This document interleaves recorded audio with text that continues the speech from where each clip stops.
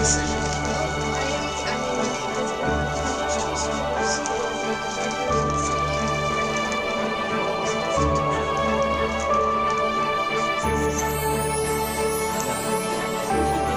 It's up to you. And so it's up to, so it's all based on the school we select. And it's based on what other aid you get, what other scholarships. Because I was looking at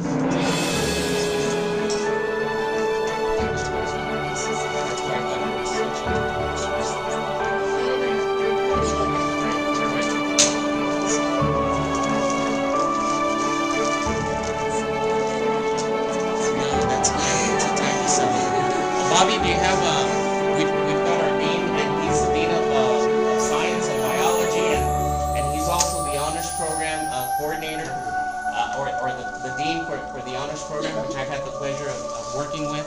And remember, we talked about the scholarship, and finally, somebody from El Paso Community College. We've tried so many years. So many years, and you're wondering if you're ever going to get someone to win the award. And I just found out, as a matter of fact, this morning. And it's always wonderful to find out that one of our students is awarded. Because there's only 60 students selected throughout the nation. So the odds of you getting it are very slim.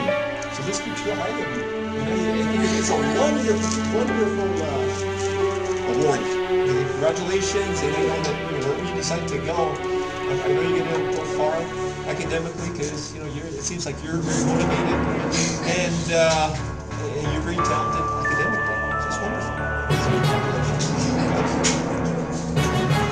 I'm embarrassed. That's okay. You're turning red. We surprised her. That was the whole